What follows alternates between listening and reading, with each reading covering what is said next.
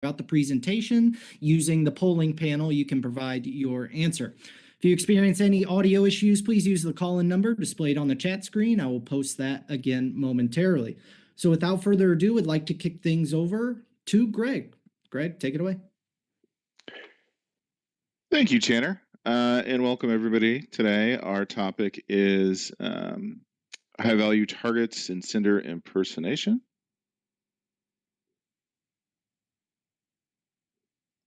And my name is Greg Barnes, and I am a technical marketing engineer with the Cisco Secure Business Unit. So just for our agenda, so everybody is aware, we're going to go over some of the email threats that we actually see. Why are we investing in this area? Why are we actually thinking about this area in regards to kind of, higher value targets? Then we're going to get into our gateway options that we have within, whether you're using our on-premise gateway, the email security appliance, or you're using our cloud gateway, cloud email security. Then I'm going to get into email threat defense, how you could actually deploy it, and our newest feature, which is this high impact list, which is probably going to look pretty familiar to you in its own way if you've been using our tooling for a little while. So why is this so important? If you've read in the US at least, that we have the Internet Crimes Report, the FBI for the last few years. Fraud over email is a huge impacting event from a total dollar values. When I actually have these discussions with customers, obviously it's top of mind, and this is an area that we continue to invest in, is to fight back against these type of frauds, and particularly when I'm speaking about these frauds, not necessarily every time is there something going wrong that you could clearly indicate, right? But in this first instance here, there is. So just to kind of set the level of, how some of these spoofed emails actually come through. In this case, somebody is actually impersonating Microsoft.com. It's literally coming from Microsoft.com as if, they weren't checking for DKIM, DMARC, SPF. Now, Microsoft does actually have valid SPF records, as long as your mail server was configured correctly. This is something that you should be able to block, right? You shouldn't be accepting mail from rogue Microsoft servers out there. But it is something that I actually wanted to call out first and foremost, right? For the type of attacks that we actually see. So, there's spoofing, and in this case, it's brand impersonation too, right? This is a very well-known one. I'm sure you've actually seen it before, right? Where it's the Microsoft help desk. They want, they want to help you get back into your account after you've been locked out, even if you actually haven't been locked out. And in this case, this is something we should have actually seen because the authentication results would have failed, again, from SPF or DKIM. Next, we actually see domain impersonation. And this is a common one too, right? Where we actually see the typo squatting. Sometimes we actually call them cousin domains. But as in this case, right, you're actually going to see that Cisco.com or Microsoft.com is misspelled. There is no AppleLogins.com. But attackers or bad guys, obviously, will use this tradecraft to attempt to establish trust with you, or maybe to get you to click on a link or download a file or put in a username and password, right? But again, some of them aren't as obvious. In this case, right, this is just a display name impersonation. This is where it is extremely difficult and why we actually continue to evolve or attempt to evolve in this space as well, right? This email is coming from me, Greg Barnes. It is just a random string. This is a very common attack that we actually see.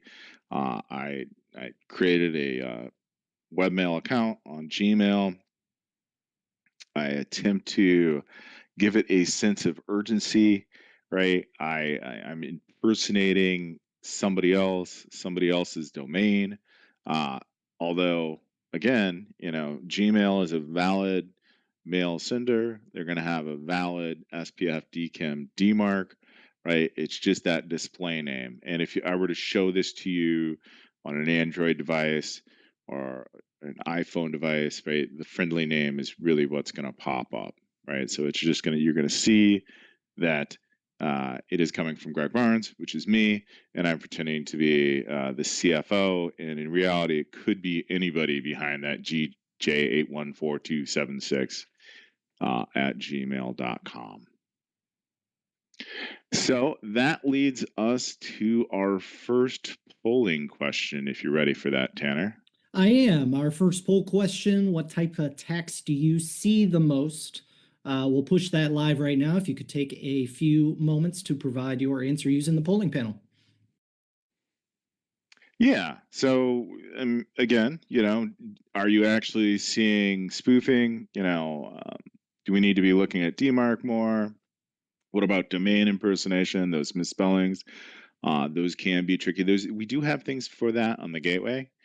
But really, when it comes down to it, that's going to be a lot of manual intervention instead of doing anything automated. And then obviously we have the identity deception. We do have some tools for that. So the first thing we're going to get into is how do I actually block some of these fraudulent senders. So obviously this is DMARC. We do have a lot of tools for this on the gateway. So whether you're using us as in Cisco, the Cisco Gateway product, we actually do have, it's a much more granular what you can do from a mail flow policy point of view if you go in there versus what you can do on Microsoft. But even in Microsoft, right, you can go and configure these things. So this isn't a deep dive on DMARC, right? But at the end of the day, when we're discussing DMARC for yourself on your outbound messages, right, you're going to configure your mail servers that should be sending mail on your behalf. So one of the ways you can do that is sign all of your outgoing mail with DKIM, right? SPF on your DNS record is going to say, hey, this mail host is allowed to send mail from me, right? And then DMARC ties that SPF and DKIM together. So when it's incoming, I would say that it is definitely best practice on your gateway to at least quarantine those messages. Maybe you want to mark them up. There's lots of different options that we could actually get into from the gateway point of view. If you're actually creating a content filter, but you could tag that mail as having failed DMARC or DMARC, right? And then maybe you actually want to mark it as suspicious. That would be a good best practice. If you decided that you didn't want to actually honor what the sending domain was saying. And there are challenges with DMARC. So I mean, some companies are very hesitant to turn it on and fully enforce and delete it. If the mail is modified in transit in any way, say it's a mailing list, there are other things that are actually going to break this chain of trust that I'm actually discussing. But it is a good low-hanging fruit for you to be able to go out and block those bad guys. And again, at the minimum, you should actually be checking and being aware of what's going on with these records. So one of the things that we've had for a while is forged email detection. And this is gateway blocking. You can create a content filter. And really what we're doing is creating a static dictionary that you're going to, compare, right? If somebody is pretending to be me, right, which is Greg Barnes, or in this case, right, Chuck Robbins, which is the CEO of Cisco, right? We're going to record that and then take an action with the content filter on forged email detection. Now, this can be again prone to false positives and false negatives. But it is something that we do have out there. If you're particularly having a problem with people who are being spoofed within your company, or let's say a partner that is regularly being spoofed. We see all sorts of things from law firms to suppliers, right? Regularly pretending to be those partners and spoofing these attacks. So that brings us to email threat defense. So this is, if you haven't heard of email threat defense, obviously we're having a large investment in this within the Cisco Secure Email Business Unit. And this is our way to kind of fight back against these types of attacks.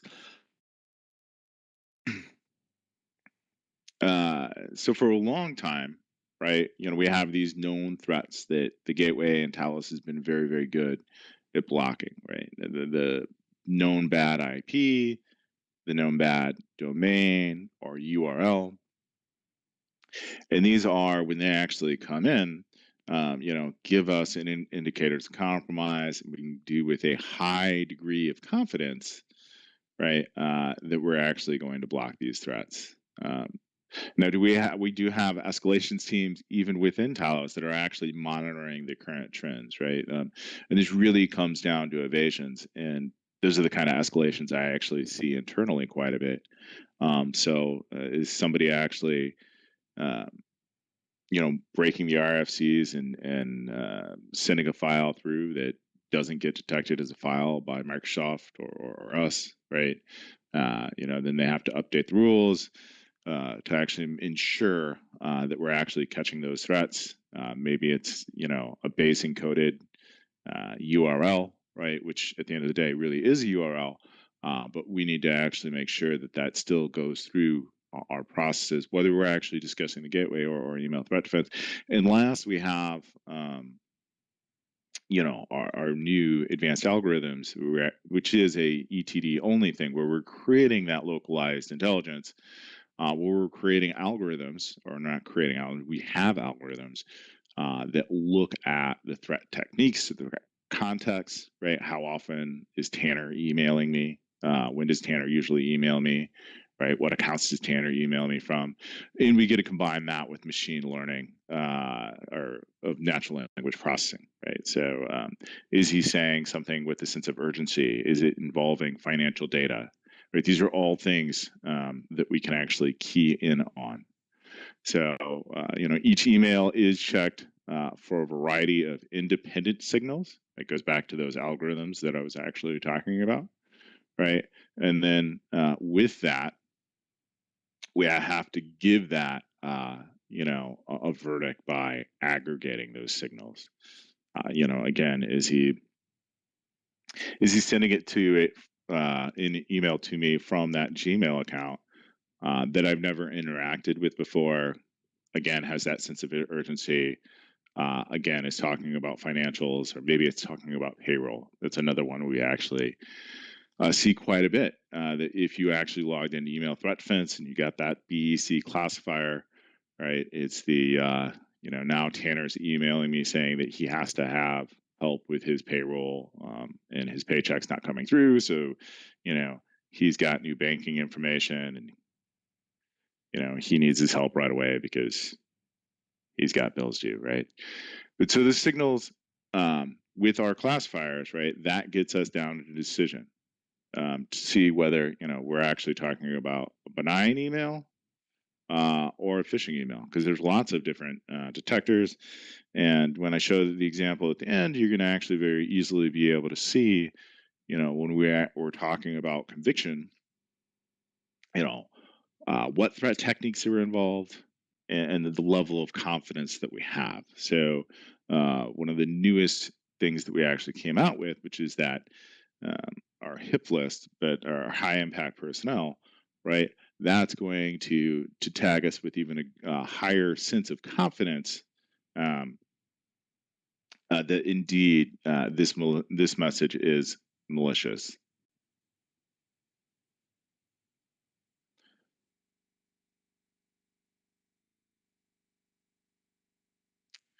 But that's really why behavioral detection works in email security, right?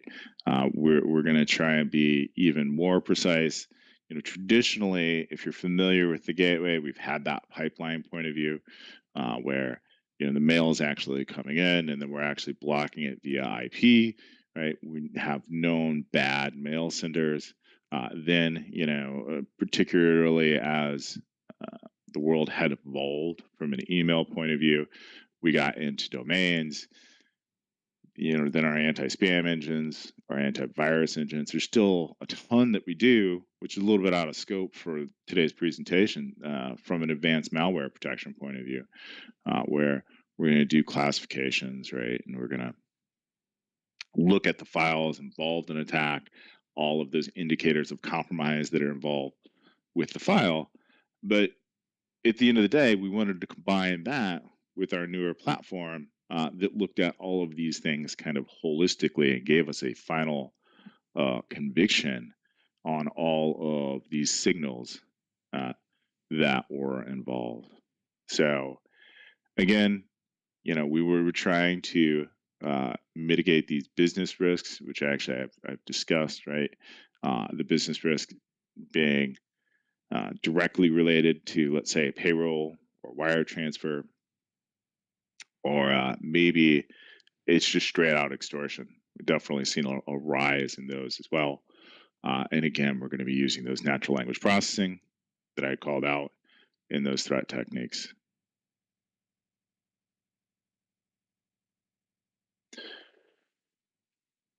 And if you haven't had a chance to take a look at email threat defense, so I've talked about the signals in it, but the other thing that I would really call out is,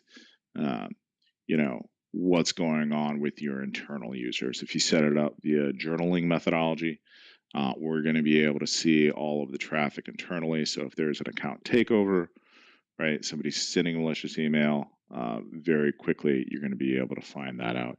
That brings us to poll question 2, if you're ready, Tanner.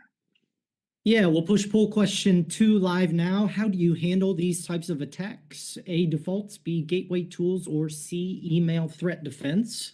If you could use the polling panel to provide your response, that'd be greatly appreciated. All right, thank you, Tanner. And this is going to get us into the threat defense connector.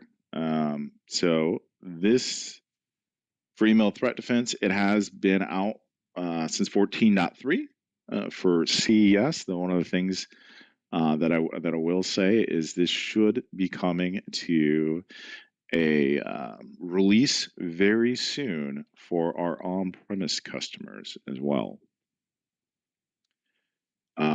So it's got a very simple deployment. I think I may even have a screenshot of where you would go. But at the end of the day, it's Sensitive Security Services. You go into the threat connector, right? And it's just a click enablement. And you're going to be copying messages into your email threat defense platform. If you're more comfortable with CLI, we do support that as well. As far as our gateway connector options, right? There really aren't many. If you are using that connector, it really is going to just be reading these messages. If you are not familiar with SecureX, there are things that you can do from an orchestration point of view as well when we're discussing SecureX. Again, a little bit out of scope for what we're discussing here. If you actually wanted to remediate messages via the gateway, although here for our first option or our first iteration, you do have to be an Office 365 customer. That will be changing. But for right now, you do need to authorize your APIs for Office 365 because we actually do have some dependencies on Office 365 as ETD was originally architected. Now we're going through and breaking some of those dependencies and building it out so we can actually give more options to you as the customer if you're on platforms that are not Office 365. Maybe you're a Gmail customer. Maybe you have an on-premise infrastructure, which is very common for our email security appliance or our on-premise customers.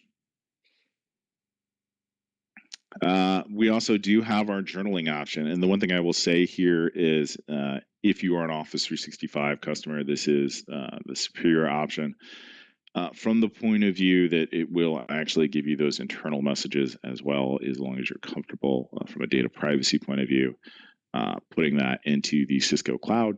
But the real advantage here is if we were to go into, what is the conversation view, and I wanted to actually map out a trajectory from kind of patient zero, where I've had an account takeover. Now they're actually doing things malicious.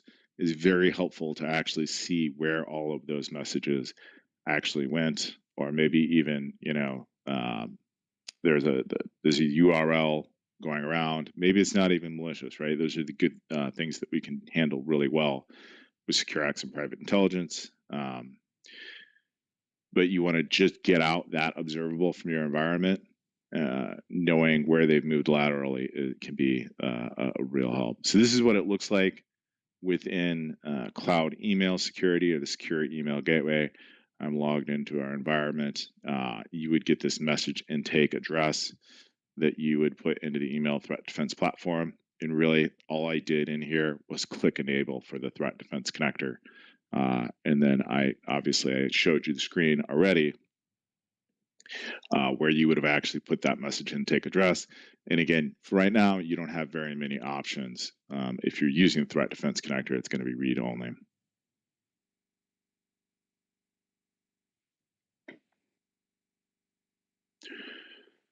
And here's what the journal configuration looks like.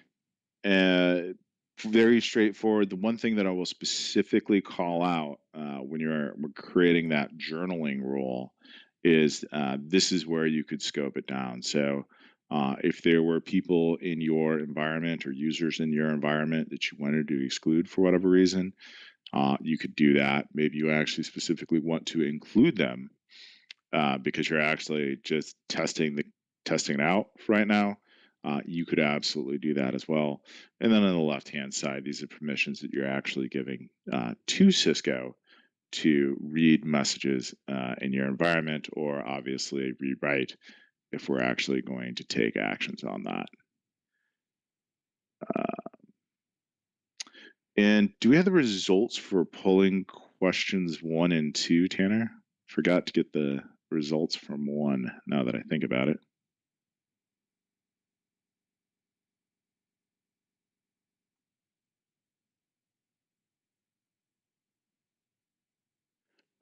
But it also would be time for poll question 3. Yeah, we'll push poll question 3 live. I have those poll results for you here real quick. Just a reminder, poll question 3 is now live to provide your responses. Poll question 1, just a reminder, what type of attacks do you see the most?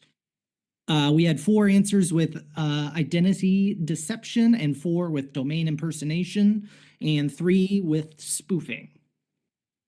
That's pretty well spread out. Pretty balanced. Poll question 2, how do you handle these types of attacks? Leading the way was defaults, had 5 votes, email threat defense had 4, and gateway tools had 2. Yeah, that's encouraging to hear. I mean, I know that we've been discussing email threat defense for quite a bit, but again, and I'll show you here in the next couple of slides, I think hopefully we can drive that narrative of why we need to use cloud-based tools, and there are limitations for what we can actually do on box, and particularly that's doing the data modeling or the relationship mapping or those algorithms in that data store that we actually create. And it's one of the things that I don't necessarily talk about or haven't discussed so far in this webinar, but you should see your efficacy improve on the data modeling after a couple of weeks if you're actually going through and you're actually just trialing email threat defense. And if you're an existing customer, even if you're not an existing customer, you can, I should say, obviously be able to get a trial for email threat defense. This is what our high impact personnel list looks like. So if you're an email threat defense customer, You should have seen this show up in your dashboard, so you can go ahead and actually configure this. This is also one of the nice things about email threat defense is the fact that we do publish every couple of weeks for email threat defense. You know, when we're discussing gateway, which is great, but since we actually have to publish those operating system updates, right, for every type of deployment, hardware, virtual, right, there's a lot more QA that goes into it, and we end up with these big releases that really, at a high level, push out every 2 years. We do have updates much more frequent than that from a break fix or a patching point of view. I'm sure you're familiar with that. But email threat defense, you should feature velocity is definitely much quicker on the SaaS platform. So this is what it looks like. I actually only put one user in here, right? John Hammond in our internal lab. It's got a Jurassic Park theme to it. But you know, I actually put in the title and the business phone, and you can add up to 100. Just know, you know, the more kind of people that you put in there, the more noise that you're actually going to create. That's true actually for forged email detection as well. If you remember going back to that forged email detection sample, you know, if everyone's important, nobody really is. And if we're specifically looking for people with a saying their name is John, right? That is going to create a lot of signal noise. The more names that we actually add in here.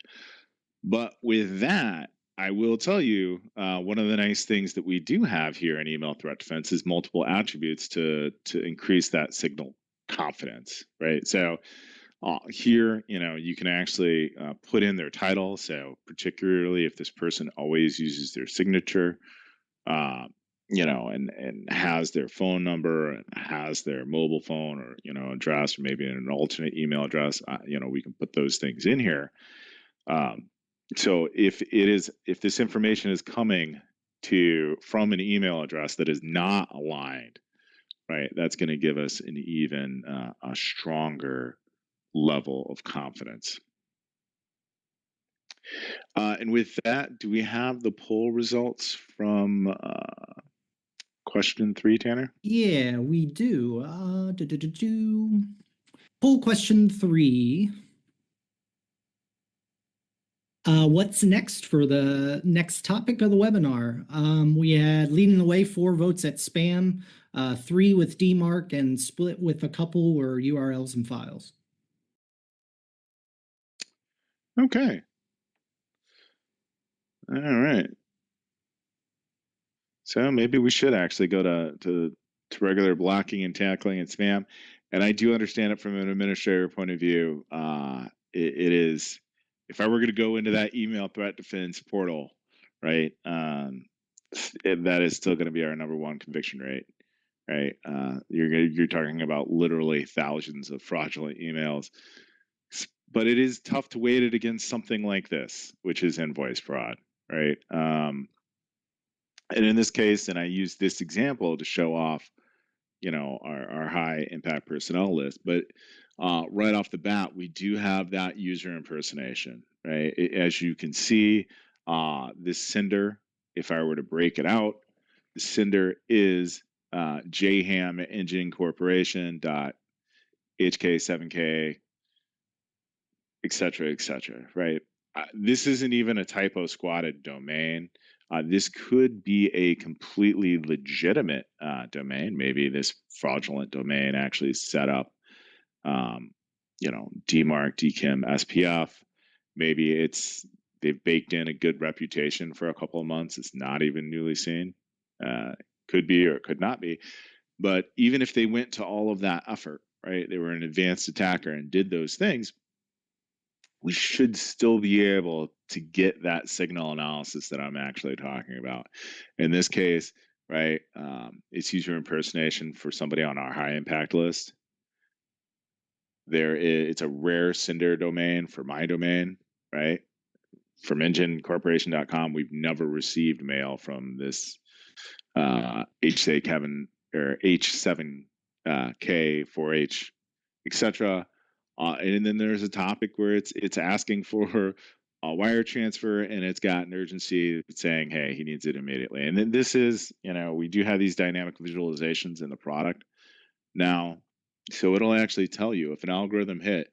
It'll specifically tell you what was the sentence, what was the call to action that it got us to this level of confidence, as well as it'll actually tell you the domains or the URLs. And actually, one of the nice things about email threat defense is the same thing for the files, right? So if you're used to message tracking on our gateways, you're going to get the conviction per engine, which is really nice when you're looking at the pipeline, particularly if you're actually trying to tune your pipeline or you're concerned about performance for your gateway and you want to be able to convict things earlier in the pipeline, right? But in cloud-based, we're really just most concerned with the level of accuracy that we can get. And you're going to immediately be able to tell, hey, this was the bad link, this was the bad file, this is why it was convicted. And then if you actually wanted to pivot off of that link, right, and you wanted to further investigate whether you were actually talking about an email threat defense platform or you actually wanted to pivot into secure access, into threat response, you could take those observables and see where else it was in your environment. And with that, that is pretty much all I had for today. I hope it gave you a good sense of the direction that we're going, how you can use email threat defense, how you can use the latest, which is that high impact personnel list, to help in your convictions, see it in those threat techniques.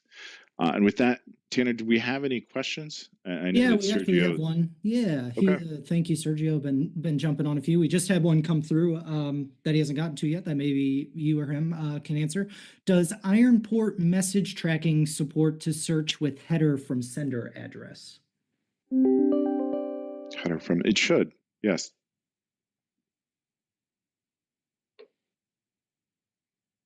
Just a reminder for everybody, if you do have a question for Greg or Sergio, use the Q&A panel and we can respond to you here during our question and answer segment.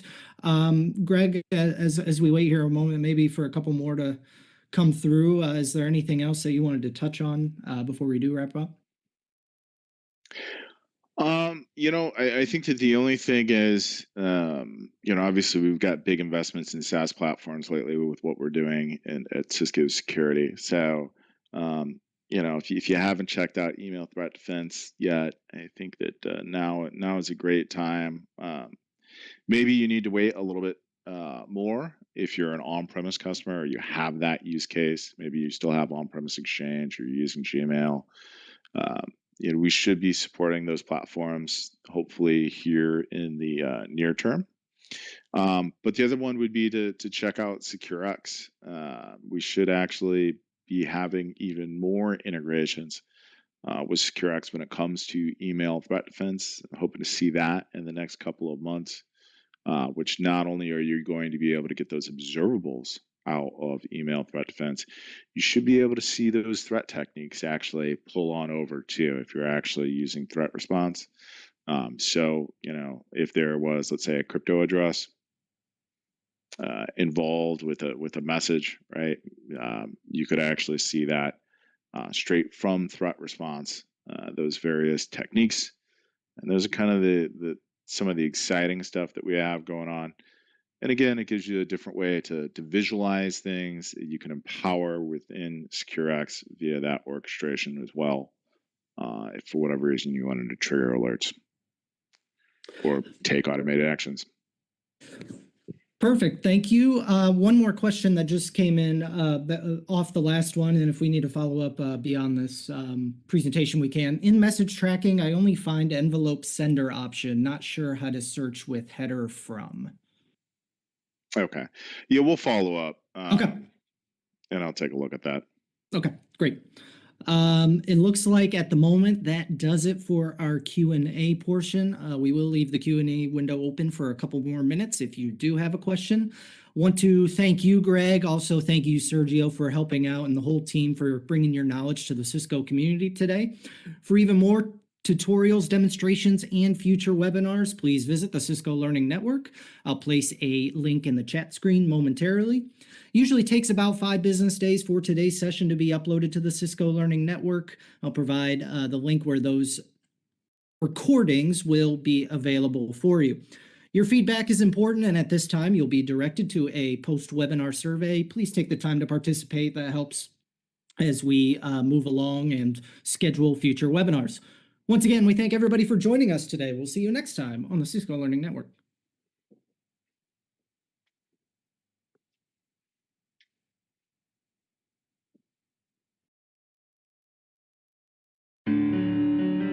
Hello, and thank you for joining this live webinar presented by the Cisco